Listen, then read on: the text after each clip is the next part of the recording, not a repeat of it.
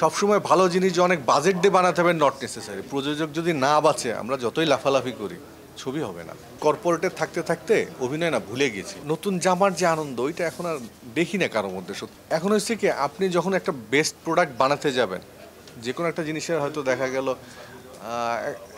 একটা বড় একটা জিনিস বানাচ্ছেন, এর মধ্যে ছোট এমন একটা জিনিস লাগবে যেটার দাম অনেক টাকা, কিন্তু ওই জিনিসটা না দিলে আপনার এখানে এই প্রোডাক্টটা ভালো হবে না।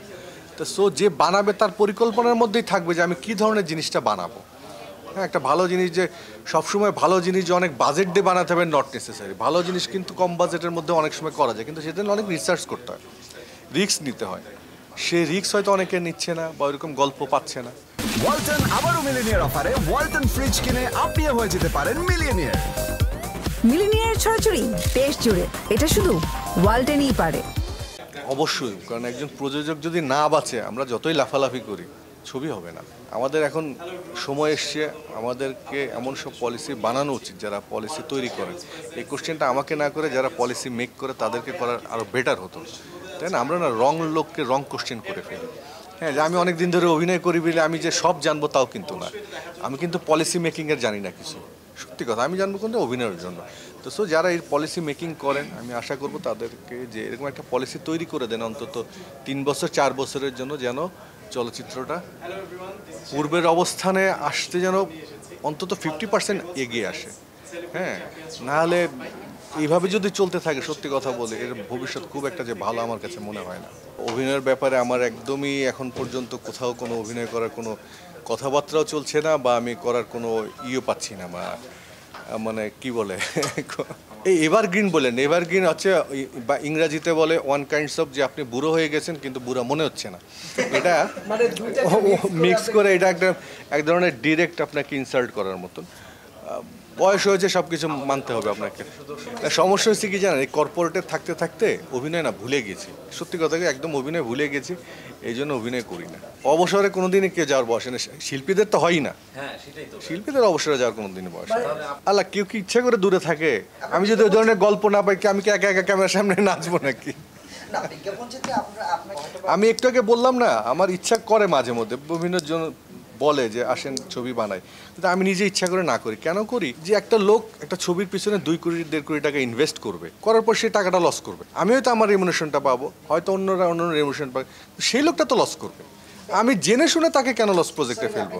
এত ছোটবেলা 2-3 হলে গিয়ে ছবি দেখতাম। একটু আগে বলতেছিলাম একই কথা, যে সিনেমা হল হচ্ছে 35 থেকে 40টা। তো 40টা সিনেমা হল যদি থাকে, একটা ছবির বাজেট যদি 2 কোটি টাকা হয়, কিভাবে টাকা উঠবে? সোজা বাংলা হিসাব। বাজেট কেমনে মিনিমাইজ করে? সব কিছুর দাম বেড়ে গেছে এখন, প্রত্যেকটা জিনিসের দাম বেড়ে গেছে। আমার চাহিদা হচ্ছে যে এরকম একটা লোকেশন লাগবে, তাই না? দর্শকের চাহিদা কিন্তু এখন হাতের মধ্যে মোবাইল আছে, সে বিভিন্ন রকম চাহিদা ক্রিয়েট করতেছে। আমি এই ধরনের গান দেখতে চাই, এই লোকেশনে শ্যুট দেখতে চাই, এই টেকনোলজিটা দেখতে চাই। এগুলো যখন এই স্ক্রিনে আনতে যাবে তখন কিন্তু হিউজ পরিমাণে খরচ হবে। খরচটা উঠানোর জায়গা নাই কিন্তু বাংলাদেশ, কিন্তু প্রডিউসারের অভাব নেই। সত্যি কথা বলি, হিউজ ভালো ভালো প্রডিউসার আছে যারা ছবি বানাতে চান, ইনভেস্ট করতে চান, কিন্তু তাদের ফিডব্যাক নেই।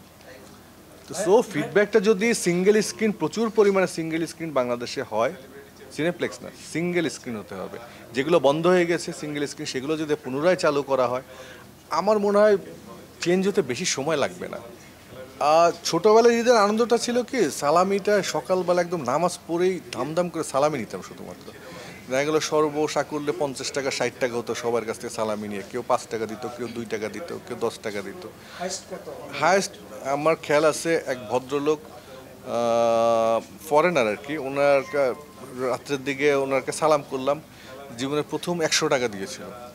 এবং আমি ওই 100 টাকা পেয়ে আমি নিজে অবাক হয়ে গেছিলাম। 100 টাকার নোট এরকম, এবং 100 টাকাটা আমার।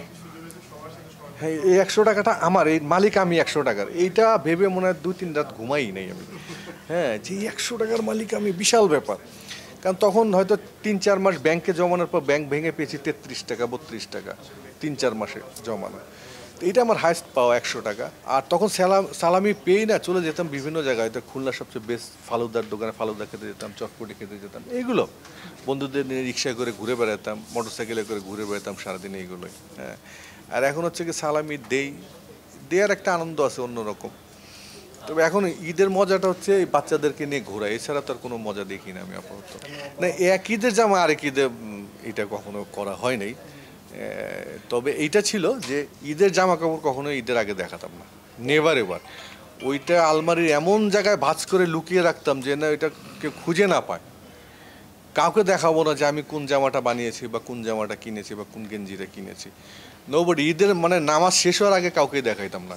এটা একটা মজা ছিল আলাদা। এখন তো দেখা যায় ঈদের ড্রেস কিনে ঈদের আগেও পরে, মানে ওই আনন্দটা না, নতুন জামার যে আনন্দ ওইটা এখন আর দেখি না কারোর মধ্যে। সত্যি কথা, আসলে মানুষ এত পায়, পাওয়ার আনন্দটা না একদমই নাই মানুষের মধ্যে। যদি আনন্দটা শেষই হয়ে যায় বা চাওয়ার আকাঙ্ক্ষা যদি শেষ হয়ে যায় তাহলে আনন্দটাও শেষ হয়ে যায়। তা প্রত্যেকের ওয়াইফেরই একই রকম, যেটা দিবেন ওটা চেয়ে আরও বেটার কিছু হয়তো থাকতে পারে, এটা থাকা ভালো। হ্যাঁ, এটা থাকা ভালো যে আরো বেটার কিছু যদি পাওয়া যায়, খারাপ কি।